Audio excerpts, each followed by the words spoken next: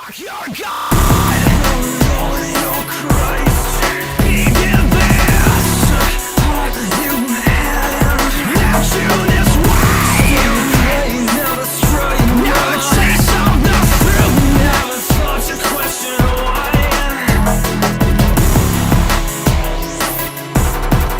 Fuck your God!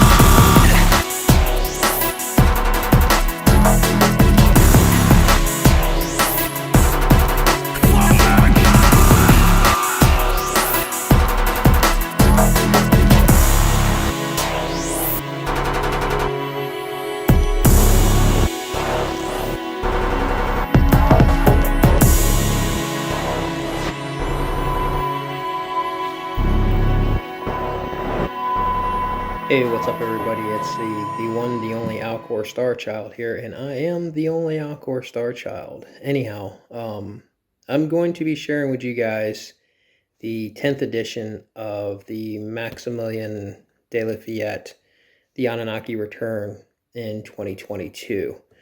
Now, I'm not going to read it word from word, right? I'm not going to go through the book that way.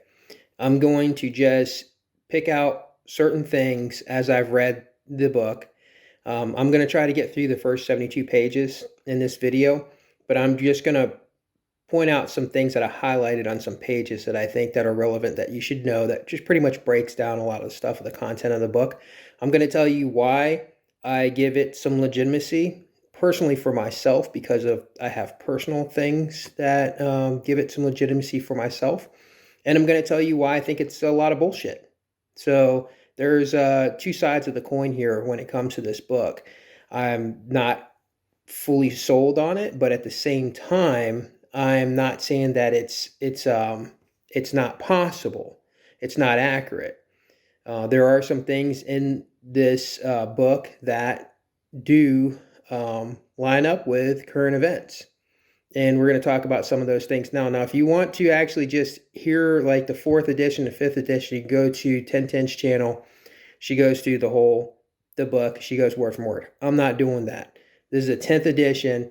I'm just giving you, like I said, mine, the things that I feel are worth talking about. And why is it important that I have, that I should be speaking about this? Well, as far as I know, the only person that's actually provided evidence, true, real evidence of, alien footprints and marks on my wall when I was in my karate school. Like I said before, I'm willing to take multiple lie detector tests on that. And there's been all kinds of other stuff. And I tell people all the time, prove me wrong. Prove me wrong. I say that all the time. And so, there's just a lot of stuff. For those of you who've been around long enough, you already know a lot of stuff about me and the things that have been going on, and the things with, all the stuff with the alien portals that I pursue to look for, and other things, and, my pursuit out to Chicago. And by the way, there's a thing in there with Anunnaki we're talking about. There's a portal over Chicago. And then this year, before this year is up, I plan to go back to Chicago for Anunnaki reasons, because there's tablets there, and I plan on going out to New York because there's tablets there. And before I heard anything about those tablets or heard about portals being in Chicago and New York, I had already made plans to go there. And there's multiple people that can say, yeah, he has been saying he needs to go to Chicago and New York this year. And as well as there's two other places that I want to go to, which is Kentucky, and out, because there's something important there with a cave, and out to Alaska. But anyhow, that's not what this is all about in this book. But yeah, so for those of you who don't know my history, my story, you just go on the channel and you can look it up, Rat Generation X 172, and you can watch all types of back stuff and things where I actually go out to the places. Like, I don't just tell you stuff. I go to the locations. I travel all across the country and go to the locations. And we're going to talk about some of this stuff about in this book here, and how it's like, where's his evidence? We're going to go through that, because evidence is the only thing that matters, really, producing evidence. Otherwise, it's just another book that somebody's just selling. that came out in, I think 2010 was the first book that he wrote and put out on the 2022. So anyhow, let's get into it now. So as you see, it's a Maximilian de Lafayette, 2022. What will happen to us when the Anunnaki return to Earth in 2022? So that's what this book is about. What will happen when they return to, what will happen to you as humans when they return to Earth? Now, personally, myself, I'm not completely human. For those of you who've been around, know it's been a long path for me to find this out, and to not something that I thought, I just not something I just would think about, that, oh, hey, I'm not human. It took me a long, hard path to get to this conclusion and to understand who I am and where I'm from. And the fact that if this book is correct, that I'm connected to the Anunnaki. So let's get into the book itself. This is just a song that I want to put at the end. The song is by Division, and that's the name of the band, and the group is Synchronized. So that's a song that I'm gonna probably share when I get to the end of the second video for this book, because I'm gonna try to do this in 2 parts. Okay, it says this is the 10th edition. So this Anunnaki series is the 10th edition. That's what I put on here. And also, if you look, it says published by Times Square Press. Now, here's something you need to know. I looked up this Times Square Press, and I tried to find out who owns Times Square Press, right? Does the Jupiters own Times Square Press? They probably do, most likely. Because before you can get a book, you need to understand this. Before you can get a book published, it has to, once you get it written and everything like that, it has, and you try to get a hold of a publisher to publish your book, they go through that book with a fine-tooth comb. They don't want anything that's going to conflict with the materials that they put out on other books, or their company or anything. You know what I mean? Let's say that you are let's say you're a Muslim-ran company, right?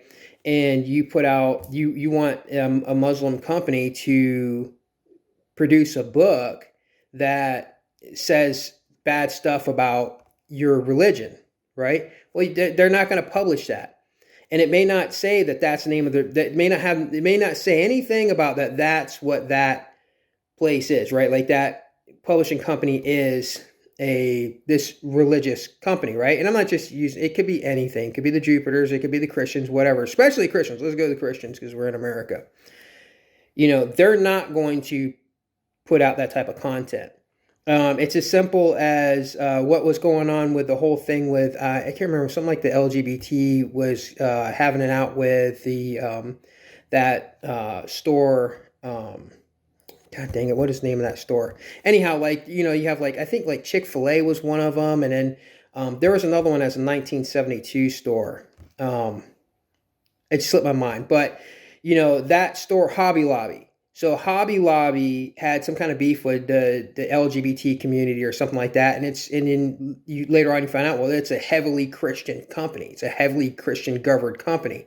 So when you go to Hobby Lobby, you're not going to find anything in there. And I shop at Hobby Lobby. I like Hobby Lobby, but I don't care about their politics or anything like that. But you won't find anything in there that will conflict with Christian values, right? Like you go in there and you won't, it's hard to find dragons in Hobby Lobby. Like I looked all over the place for dragon stencils, things like that. It's really hard to find dragons because, it's there's the stigma with the dragons, So it's the same thing with here, right? When we're looking up, we're trying to find out who is the published by Times Square Press. And when you look that up also too, it just Google wants to send you to all this stuff about Times Square in New York, so it's really hard to find out who owns Times Square Press. And I couldn't find out because I want to know who owns Times Square Press, and I want to know what their religion is, and their demographic, stuff like that, because then it lets me know, okay, well, that's the reason why they put this book out, why they published it, so are they neutral, or do they have some type of reason for putting out this material? So anyhow, we're going to get past that. It's always important to know when you get a book, and if you think there's anything legit about it, to find out who published that book. That's where you should start. Find out the name of the author, find out who that person is, Maximilian de Fiat, which is very hard to find on stuff on him, and find out who published it, right? That's what you need to know. And then we just have a page here. So, you know what I'm going to do? I'm doing this. Every page that I get done reading. So if you didn't see, I got the book on the Draconian, right? Like, so I'll leave that one in there. If you didn't see before, I got the book on the Draconian. It's a Draconian magic book or something like that, right? And I shared that with the viewers, you guys, and I showed you, and I said, you know, if there's any legitimacy to this, I should know. And when I went through it, I was like, this is garbage. This whole thing has nothing to do with what you guys consider draconian aliens, right? This is all Christian. Like, you know, my take is if you're a Satanist, you're a Christian, okay? And the reason why I say that is because the people who, Satanism doesn't exist without Christianity. So if you're a Satanist, you're a Christian.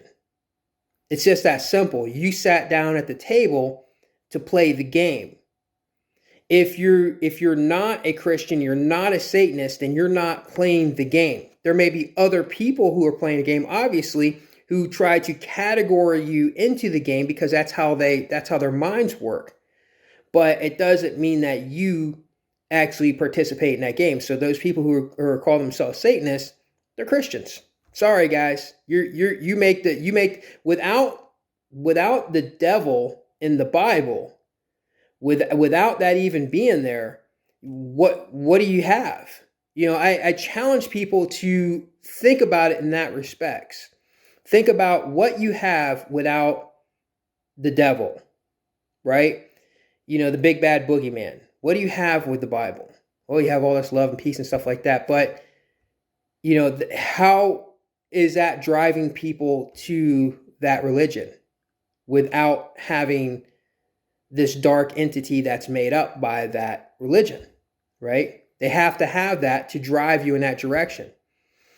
And another thing too, and I'm not even going to get on to all that. So I'll let that go. But anyhow, so when I went through that book, and I read it, and I was just like, I didn't read it word for all of it, right? I kept skimming through it and looking. I was looking at topics, reading some things that were interesting, and other things that I just was like, this is not interesting. This is garbage. I took that book, this Draconian spell book or whatever, and you should see on the video, if you go and watch the video, I took it to a fire and I burned that bitch. I was like, this is garbage. It's not worth your time. It's not worth my time. That's for sure. And it has nothing to do with what you consider draconian aliens. It has to do with Satanism. And it has nothing to do with aliens who come here in spaceships and stuff like that. Why would angels and demons need spaceships? It doesn't even make any damn sense. So anyhow, let's keep going here. So this is just another cover. This is the cover of the book. That's what that page is. So when I'm done with a page, that's what's happening to it. Garbage. Okay. The next one. Okay, so this does say here, let me make sure it's reading up here so you guys can see it. This says a 10th edition, which is what this is. And I think that this may be the final edition. I'm not sure. It's funny because I'm reading it now, right? Because we're just now coming out of September, and they're supposed to be the Anunnaki are supposed to come back in September. And now we're in the 10th month. So I'm reading the 10th edition. Actually, 1010 should have been reading this, not me, but whatever. So we're in the 10th month. This is actually, today is the 2nd, so it's 10/2/2022. So for me, it's a 12-day, because if you have, I'll just write it in here. If you have, 10/2/2022, the numbers that you have here are 1 and 2. Oh, that's funny because there's a 7 there. 1, 1, 7, 2. Anyhow, but you have 1 and 2. because this is all 2222. So that's it. So to me, it's it's a 12. So, and if you should know this, I was born on the Sunday on the 12th in November. So, anyhow, hence is the Scorpion. But so the 10th edition, what will happen to us when the Anunnaki return? I just wanted you to see that 10th edition so you can see it there. And so you can see here, Times Square Press, New York, 2013. So this book was published in 2013. His previous books that I know of, I think the first one was published in 2010. So what you got to understand is this guy did predict some of the stuff that's happening now, right? And I don't mean interpretations. I mean, there's like literally things that have been written in the 4th and 5th edition that really pertain to what's happening right now. We know 2022 is when World War III started. Didn't start in 2021. It started this year, like officially with Russia going into Ukraine. So, and a bunch of other stuff as well. So 2013 is when this was written, which was 9 years ago. So how is it possible? Well, the other one was 10 years ago. So how is it possible that the guy could have predicted that stuff in 12 years? Like the whole thing with 2022 doesn't make sense, right? Like you would think that somebody would use a solid number of 2020 way back in 2010. Oh yeah, in 10 years from now, in a decade, in 2020, the Anunnaki will return. No, he didn't say 2020. He said 2022. And he doesn't talk about, as far as I know, in any of the books that I've from what 10 times read and I listened to, and from in here, there's no talk about what happened with the, well, I guess you could say the contamination, right? Because in 2020, we had the virus hit, right? So I guess you could say that, because he makes the grays as the bad guys here, right? It's like skin color gray, but anyhow, and it talks about people who are contaminated. Well, does it have anything to do with the 2020 virus? I don't know. So anyhow, yeah, 2013 is when this one came out. That's another page that we're gonna get rid of. All right, next one. This is just table of contents. I'm not reading that. Not going through that. Here's another one from table of contents. I'm not reading that either. I'm gonna be better tearing these pages out of here. Okay, so this one, so I wrote blah, blah, blah at the top because a lot of this stuff and this here, it's just a lot of, most of it I'm not going to go word for word on this stuff, but I will go word for word on this because this is important. And then most of the other stuff throughout here through the next 72 pages, we're not going to be going like word for word. But this is important that you should know this part because we need to know the source material, right? And that's important. We need to know who is giving you the message. And then we need to know who is producing the message, the publisher who's putting out there. And we need to know where the source of this information is coming from, right? Because if it's suspected source, like nobody can really go and fact check with the sources, right? Like when I talk about the stuff that happened with me in 2017 and the alien footprints on the floor and on the wall, I have actual people that can be contacted, and I've actually put their interviews on here so people can look them up on YouTube and listen to them. Whenever I talk about something that happened, usually I will give you, hey, here's a person who was there, or I will show you actual evidence. So I'll give you an eyewitness who will speak about it, or I'll show you evidence. And that's important. That's the source of the material, and those people can be questioned, if it was ever to go up in front of like some type of serious hearing or something, you know what I mean? But whatever. So, anyhow, this remarkable book has many facets and is so extremely rich in content that blah, blah, blah, that trying to introduce it is not an easy task. The material is unique to start with. Most of it has been learned from sources that are totally out of reach of the average reader. That's a problem. This right here is a problem.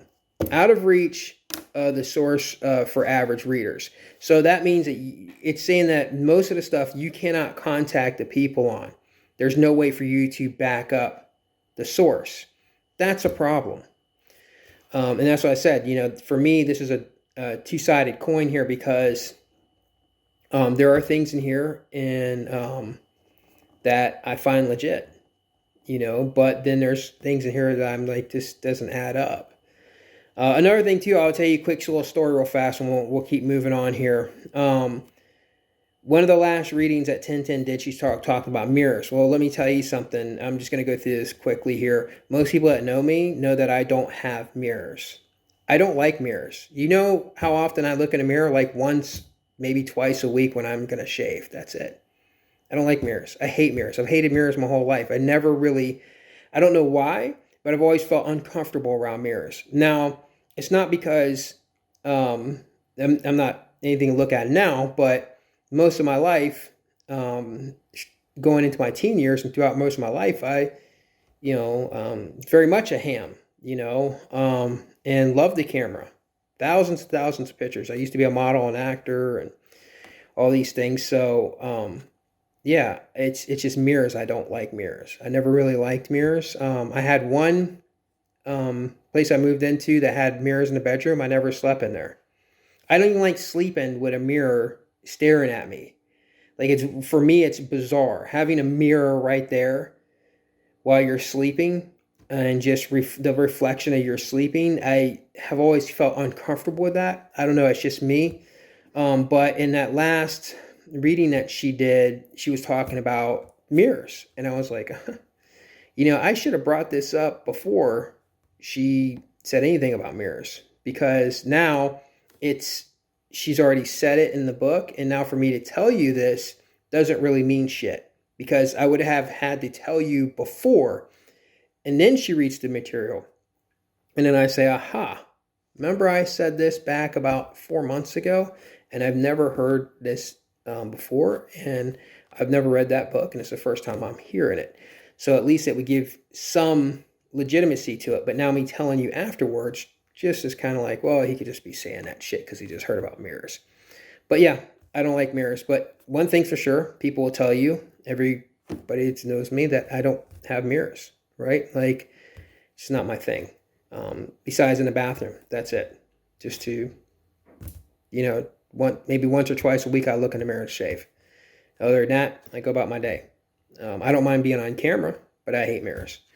So anyhow, let's continue. And even for so many scholars, okay, whatever, some of this material was hidden and or forgotten in the archives of museums. So it's saying that this material that you're getting from Maximilien de Lafayette cannot be resourced. Some of it you'll never find the source. He is the end of the source. That's a problem.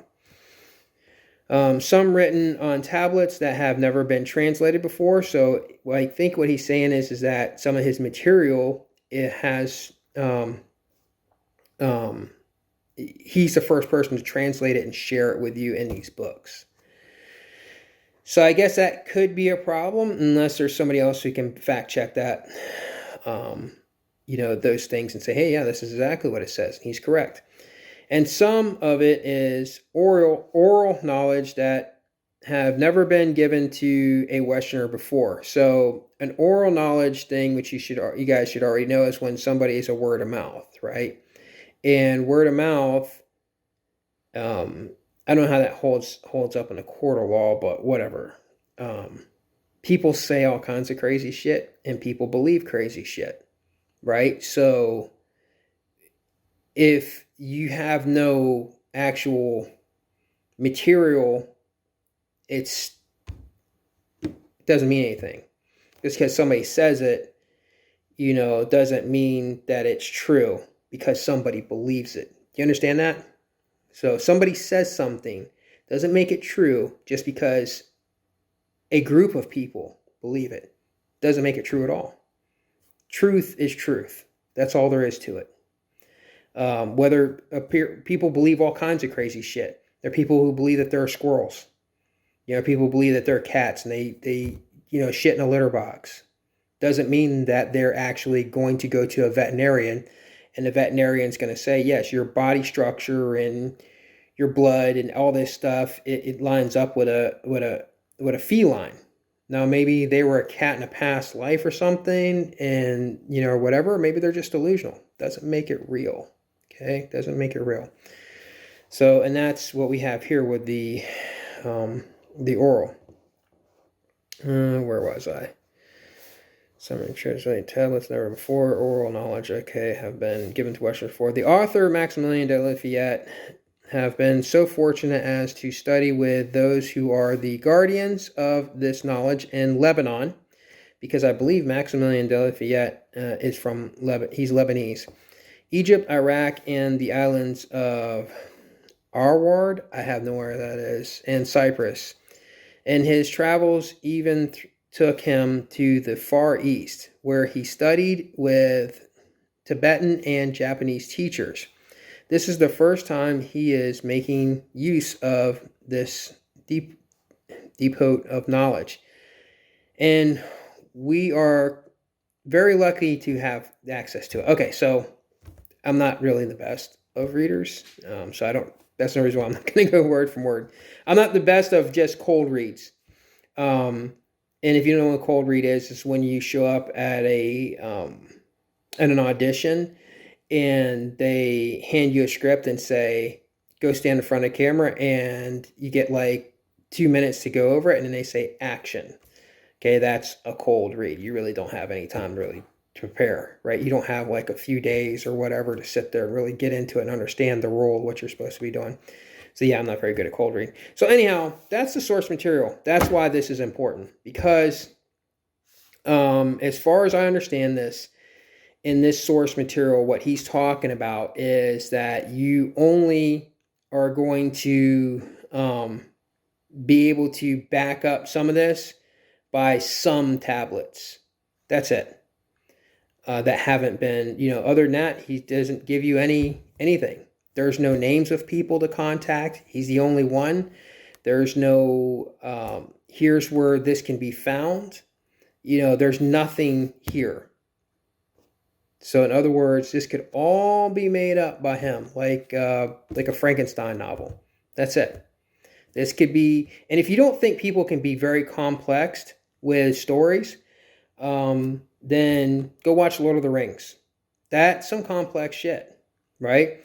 And a lot of that stuff is taken from biblical stuff and things like that, and they kind of slip that in there and some other type of occult things and stuff. But for the most part, it's, you watch those, these Game of Thrones. People can, some people may believe that Game of Thrones is actual his story. His story. His history is his story. If you didn't know that. History, his story.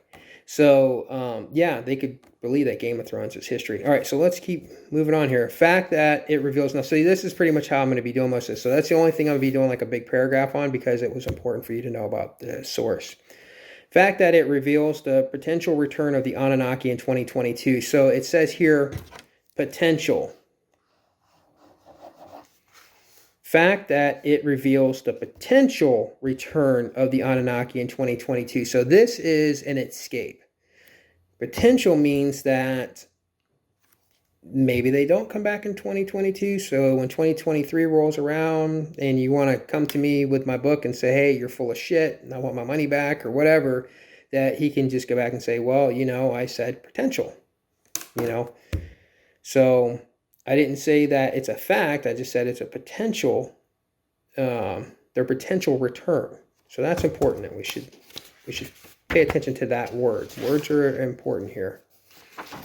And nothing on that page. Nothing worth looking at. More garbage. Okay, so. And then down here, so I'm not going to be going through all this. Sorry. You have to get the book and read it yourself. I'm just, like I said, I'm just giving small things, and I put certain things here to talk about. Okay, as we were studying the book, I asked, then this is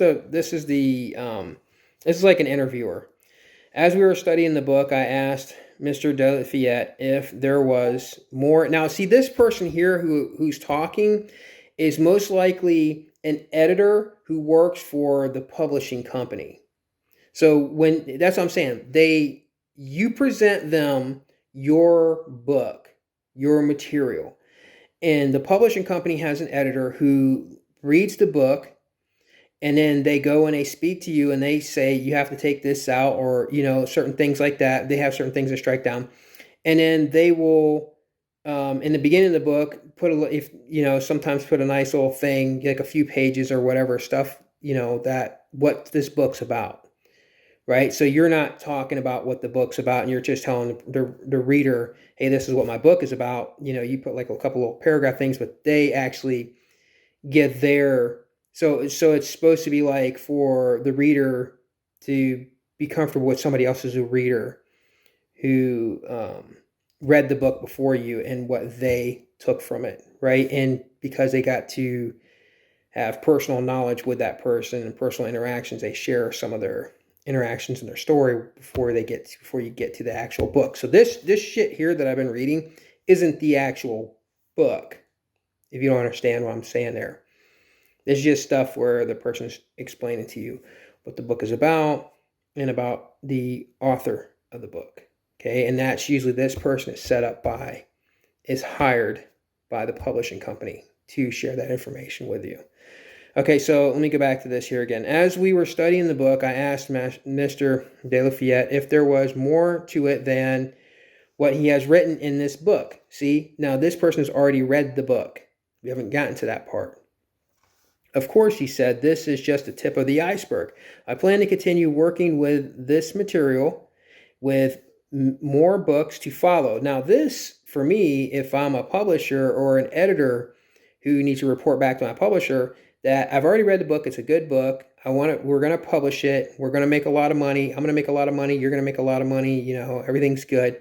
And then when he tells me that, of course, I plan on making more material, more books, I'm thinking, cha-ching, we're going to get more money off this content because this guy said this. So this right here is a salesman's pitch, okay?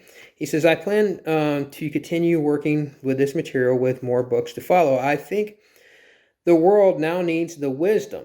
Okay, I'm going to stop there. I'm not going to read all this other shit. I put down here, buy my books, money, money, money, money. Okay. I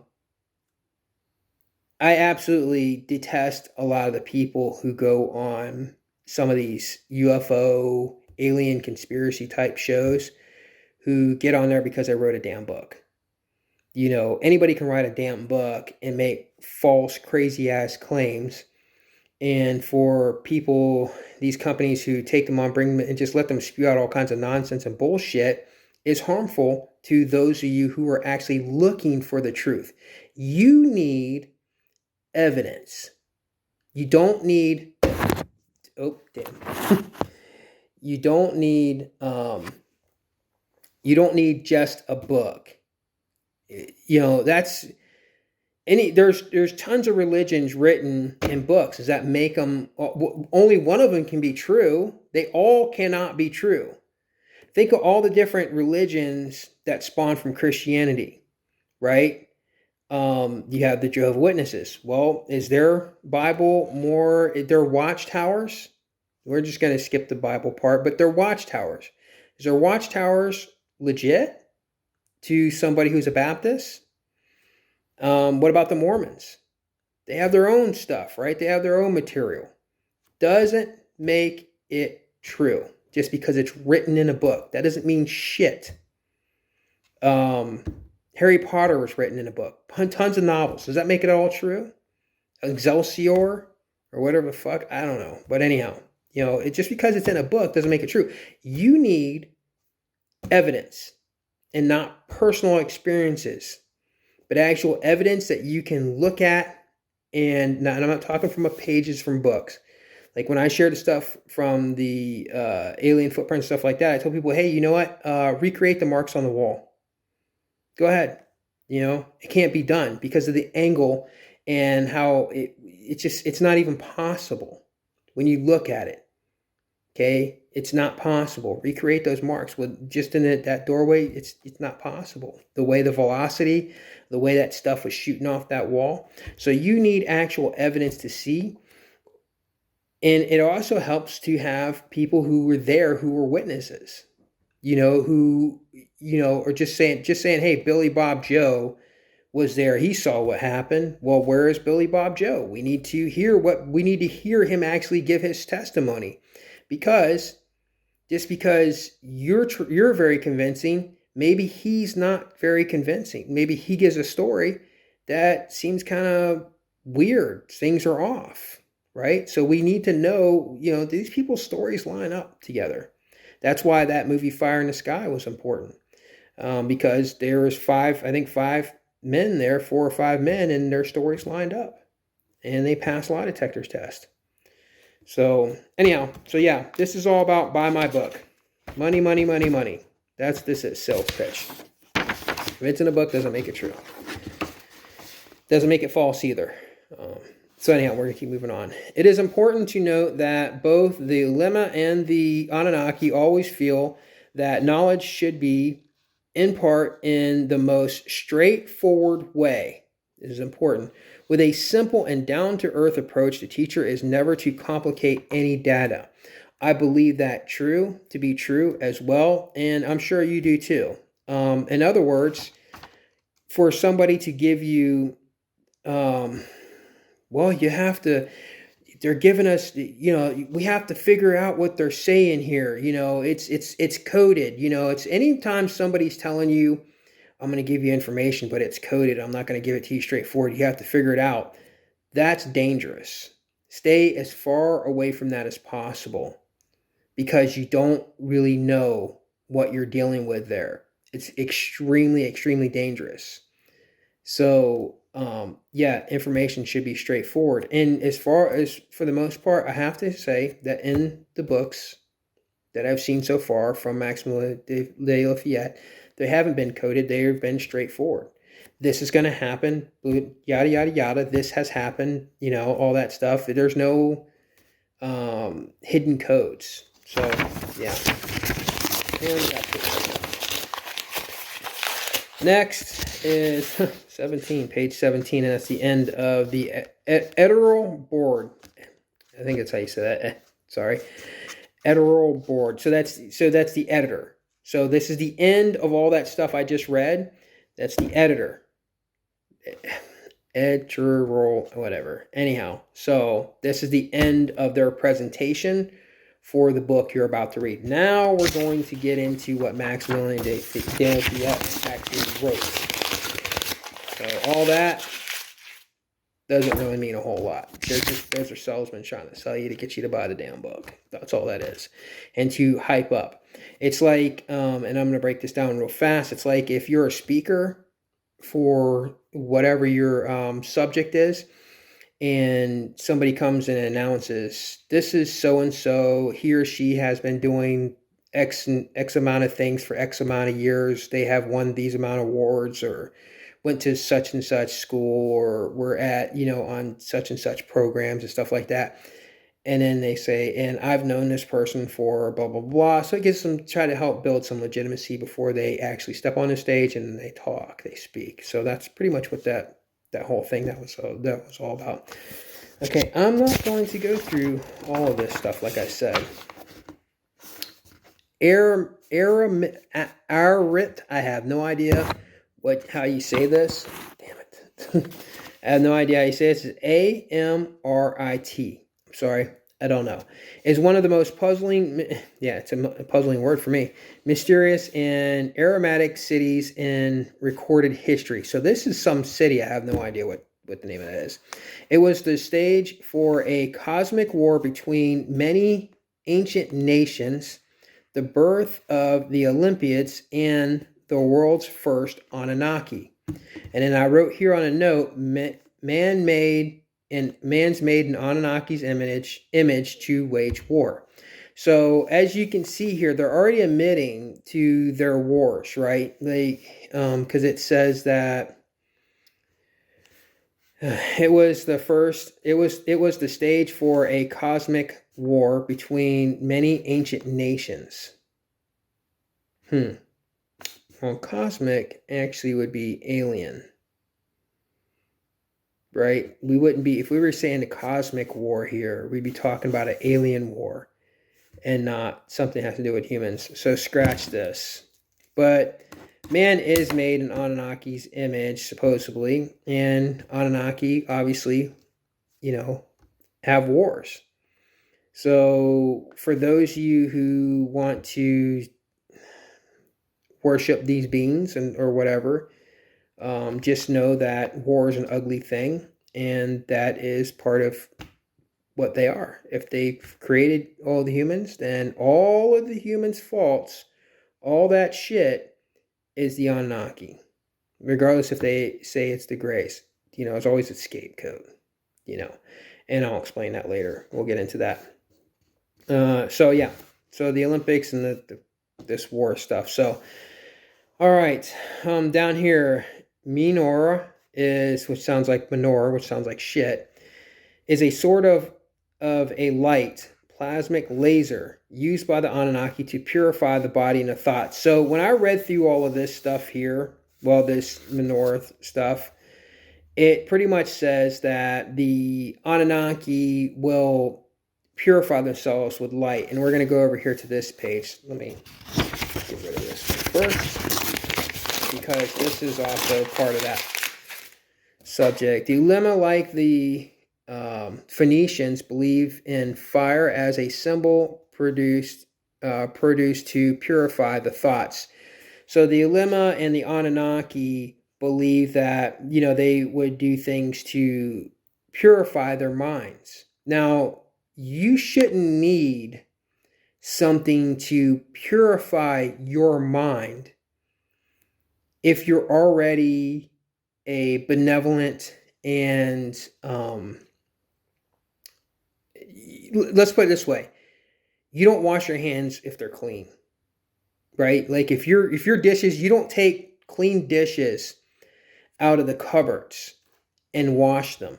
Oh, those dishes, I just washed them the other day, or these dishes are clean, but I'm going to go ahead and clean them again. You don't do that. So for them to say that they need to purify their minds with this light and fire tells you that they have issues, right? Let's read between the lines here. Let's really understand and break down what they're saying.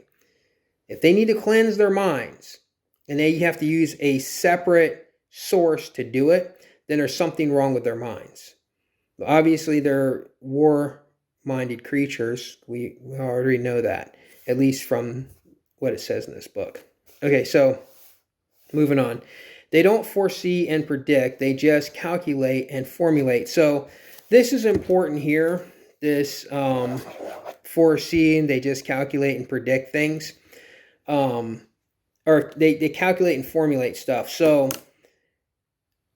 a lot of people think that people who are able to read the future and be correct is because they have some type of magical abilities, right? Some people are just able to break down the events that are going to happen before they happen, right? And that's just simply what they do. They just break them down. Okay, this is this, this, and this, and this, this. It's how you get war strategists. Is what they do. They do the same thing.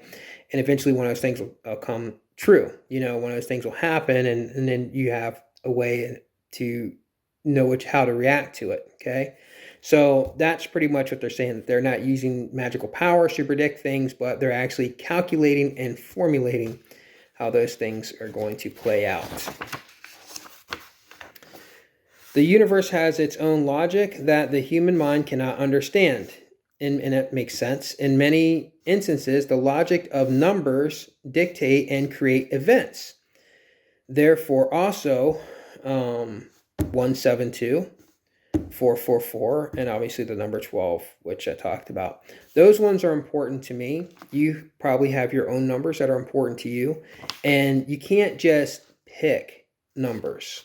Oh, I like this number. Well, obviously, for me would also be 888, because I was born 8 pounds, 8 ounces in the 8th house of Scorpio on the 12th day of November, which was a Sunday, by the way. And this 172, I let guide me, which you should already know that. I've made videos about that. I've traveled across the country on the 172. Damn, even out to Chicago. Sorry, I keep hitting this thing and it knocks the phone everywhere. So yeah, 172 is important. That's what guides me. Okay, that and obviously the Alcor star guides me. And then the 444, which I showed you when, if you watch the video when I went out to Wright-Patterson Air Base, it's not possible that the 444 would have came up in the way that it did. You go watch that video when I went to Wright-Patterson Air Base, you'll see what I mean. You know, so that's how I know, like, okay, there's something there. There's something I need to pay attention to see if this thing happens again. You know, if this is a phenomenon that happens again. If it does, then I start paying more attention to it. So I pay attention to the number 12, 444, the 888, which connects me to the Anunnaki, by the way, and then the 172. So when it says here, the universe has its own logic that the human mind cannot understand, which obviously my mind doesn't work like yours does anyhow. In many instances, the logic of numbers dictates and creates events. Now, it dictates and creates events. 1972. So yeah, and I'm not going to beat on that drum too much, because for most humans, you won't understand it anyhow. That's what it says right there. So when I'm beating, my head against the wall on why the humans can't understand the 1972 phenomenon, when there's evidence, overwhelming evidence, actually 172 events that I've documented and shown you guys, which are the most least watched videos. Obviously, it just said that humans wouldn't understand it, even though the evidence is right in front of your face, because those numbers dictate the future. And that's the reason why I was able to predict things that were going to happen in 2020 by looking at 1972. And the humans couldn't do that, especially all that stuff with 9/11. It's just unbelievable. Unbelievable. So let's move on. Objects and substances have memory too, just like human beings. Now, I didn't put the thing in about the mirrors here when I wrote this down, but yeah, there you go. So anyhow, because go watch Tintin's video, one of the last ones she just put, which talked about mirrors and the Anunnaki. But yeah, so what I wrote over here instead was Native Americans also have that belief, right? That, and so do Japanese.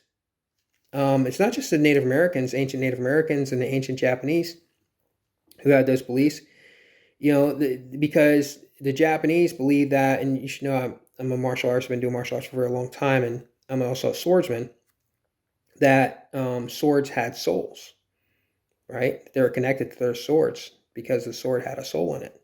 So let's move on. The conduit is an ectoplasmatic subject implanted into the cells of the brain. The conduit, and if you don't know what the conduit is, I'll just explain it to you briefly real fast. The conduit is what connects you as a human, or if you're a real star child, not just because you think it's a good idea, because you want to fantasize about being a star child. That doesn't mean anything good. Being a star child, it doesn't mean, oh, you should get some type of privilege or anything. You don't really know what your origins are, and then when you have to find it out, you have to unravel that stuff. And it's not because of, something that you just fantasize about. You're either born Caucasian, or you're born Asian, or you're born Hispanic. You're born, that's when you're born, and people look, okay, that person's Asian, that person's Hispanic. I've been confused with many different things, but you either are or you are not. Just because you're born Asian doesn't mean that, just because you like the idea of being African, doesn't mean that you're going to manifest and be an African. You really were born into an Asian body. It's not to say that you, on any race or whatever culture or whatever ethnicity, that you can't embrace those others or not have more in common with them than the ethnicity that you're, pretty much surrounded by. That's not what that means. But you either are or you are not. Same thing with star children. So, yeah. So the conduit is something that connects you to a alien species, not just the Anunnaki. It could be other alien species, okay, that find you interesting or find that you are your true origins were from another planet, another universe, and now you're on Earth. So wherever you left, right? So like, let's say we'll just use the Anunnaki for instance. Let's say you were Anunnaki somewhere else, and you want to create a copy of yourself on Earth. Well, other Anunnaki may find you later on while you're on Earth and say, oh, that's where your copy is. And so they want to connect to you. So what they do is they create this conduit. And the conduit is this ectoplasmic substance implanted into the cells of the brain. And right here, I put on here, tail enters into your head as you sleep. And if you know my story, you would know that. So that connects you to that being, right? Like it's it can be a two-way radio, but for the most part, it's probably a one-way receiver, right? Because until they turn that channel on to where now you can have communication with them. Does that make sense? Do you understand that? Right? Like, maybe I don't really need to explain that all that much. It's just that simple. Your cell phone has a mute on it. The person can talk all day long, but whatever you say, they can't hear you. And that's what these conduits do. And it goes into, they put it into your brain. So they physically have to go to where you are. It's not just because you want to have a conduit with something or whatever. Show some evidence. Go take a CT scan, a brain scan. I did. They said, oh yeah, that's just a tumor, which wasn't there before 2017. So, and I should probably go get that and show that to you guys. And which is weird too, the date that I went and got it done, because I didn't, you know how when you get a doctor's appointment, they tell you when the availability is. And the soonest availability was a certain particular date. And I didn't realize until afterwards. I was like, wow, that's just bizarre, which seems to be my life. Anyhow, that's what a conduit is. And that's what they're talking about. So they physically have to go, at least that's what it says in this book. They physically have to go and implant it into the cells, into your brain. The conduit is an ectoplasmic substance that is implanted into the cells of the brain. So yeah. And that's why there's some legitimacy that I give to the book. That's one of the things I'm like, oh, well, that makes sense. Now, when they turn the channel on, they can unmute themselves. And now, next you know, you're getting open contact. And from that point forward, your whole life is going to change anyhow. Right? Because then you'll know you're either fucking nuts because you're hearing voices in your head and you should keep that shit to yourself. I personally don't hear voices in my head. Or you're having actual contact and things are definitely going to change for you like that. You know, because they're going to be guiding you to do certain things and try to help you find out who you are and where you come from and what your mission is here on Earth. Not everyone here on Earth is human, especially not the people on TV. You know, your news and your politicians, and most of the politicians are probably just regular humans. But there's some that are just very special. And they're protecting their secrecy. And I would refer to you to the last two presidents, the sitting president and the president before that, both in complete denial. Although 2017, the government did come out and say that, hey, yeah, there's UFOs and stuff. But both those presidents, the president from 2017 and your sitting president right now, both are denial. One ran away from the stage, and the other one said, oh, yeah, it's just a belief. There are people who believe that they're aliens. That's trying to make it like you're crazy, right? That the stuff that you're seeing, the evidence, is just a belief. So anyhow, let's move on. Can they travel back in time? The answer is yes. Okay, yeah, the Anunnaki can travel back in time. They explain on there about a bunch of stuff about Anunnaki and time travel and stuff. Now, time's not relative to them. Whatever. Yeah, it makes sense.